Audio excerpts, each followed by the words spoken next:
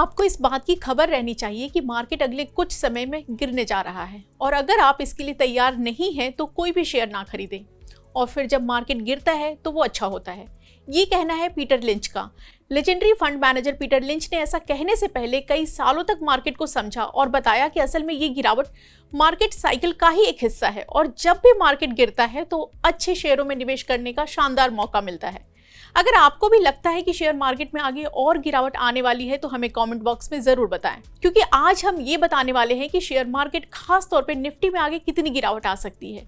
Money control ने एक पोल करके यही जानने की कोशिश की है। इस पोल में ज्यादातर मार्केट एक्सपर्ट का मानना है कि इंडियन शेयर मार्केट फिलहाल महंगा है और इसमें मौजूदा लेवल से कम 10% तक की गिरावट आ सकती है। यहाँ तक कि कुछ एक्सपर्ट्स ने तो 20% तक की गिरावट की भविष्यवाणी कर दी है, वो भी तब जब सेंसेक्स और निफ्टी पहले ही अपने अपने हाई से 5% तक टूट चुके हैं।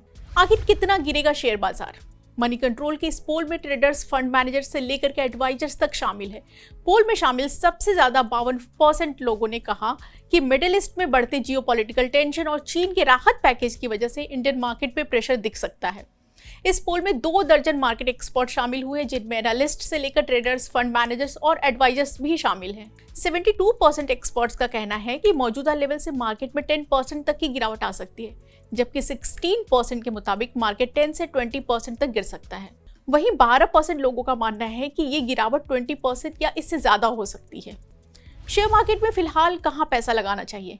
अगर आप भी इस गिरते बाजार में इन्वेस्टमेंट का मौका देख रहे हैं तो 76% एक्सपर्ट की पसंद है लार्ज कैप शेयर, जबकि 24% स्मॉल कैप या मिड कैप शेयरों में पैसा लगाना चाहते हैं। अगला सवाल है कि क्या भारतीय शेयर बाजार फिलहाल महंगा है? इस सवाल के जवाब में 64% लोगों का मानना है कि भारतीय मार्केट अभी महंगा है, जबकि 36% इसे वाजिब लेवल पे बता रहे हैं। लेकिन दिलचस्प ये है कि किसी भी मार्केट एक्सपर्ट्स ने ये नहीं कहा कि भारतीय बाजार अभी सस्ता है। भारतीय शेयर बाजार के लिए आखिर क्या रिस्क है? इस पर 44% लोगों का मानना है कि हाई वैल्यूएशन भारतीय शेयर बाजार के लिए सबसे बड़ा रिस्क है, जबकि 36% ने कंपनियों के कमजोर नतीजे और 20% ने जियोपॉलिटिकल टेंशन को रिस्क बताया है। अगले कुछ दिनों में कंपनियां दूसरी तिमाही के अपने नतीजे जारी करने वाली हैं, जिसके बाद बाजार में और गिरावट आ सकती है। शंकर शर्मा ने पहले ही चेताया था। अगर आपको याद हो तो शंकर शर्मा ने कुछ दिनों पहले ही मनी कंट्रोल के साथ बातचीत में कहा था कि भारतीय शेयर बाजार वक्त से ज्यादा स्पीड से दौड़ रहा है और अब इसमें सुस्ती आ सकती है। पिछले 1 साल से इंडियन शेयर मार्केट दुनिया भर में सबसे बेहतर परफॉर्मेंस करने वाला मार्केट रहा है और ये इस दौड़ में अकेला ही है, लेकिन अब इसे चीन से चुनौती मिल रही है। शंकर शर्मा के मुताबिक चीन इस दौड़ में आगे हो सकता है क्योंकि यहाँ काफी लंबे समय से बेयर मार्केट था, लेकिन भारतीय शेयर मार्केट अब भी काफी मजबूत है, तो बहुत ज्यादा आक्रामक होने की जरूरत नहीं है। दूसरी तरफ चीन ने इकोनॉमिक ग्रोथ को बढ़ावा देने और अपने फाइनेंशियल मार्केट में भरोसा लौटाने के लिए कई कदम उठाए हैं। पीपल्स बैंक ऑफ चाइना ने ब्याज दर में कटौती की है और बैंकों के लिए रिक्वायर्ड रिजर्व रेशियो में ½ की कमी की है। इससे चीन की अर्थव्यवस्था में करीब 14.2 थाउजेंड करोड़ डॉलर आएगा। ब्रोकर्स के लिए करीब 7100 करोड़ डॉलर की स्वैप फैसिलिटी लाई गई है। इसके अलावा लिस्टेड कंपनियों के शेयर बायबैक को भी सपोर्ट करने के लिए रिफाइनेंस का विकल्प दिया गया है।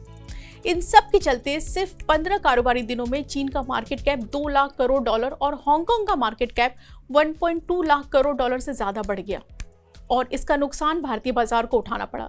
शेयर बाजार की तमाम खबरों को जानने के लिए आप मनी कंट्रोल हिंदी के फेसबुक पेज को लाइक करें, यूट्यूब चैनल को सब्सक्राइब करें और व्हाट्सएप चैनल से भी कनेक्ट करें, जिसका लिंक नीचे कमेंट बॉक्स में दिया गया है।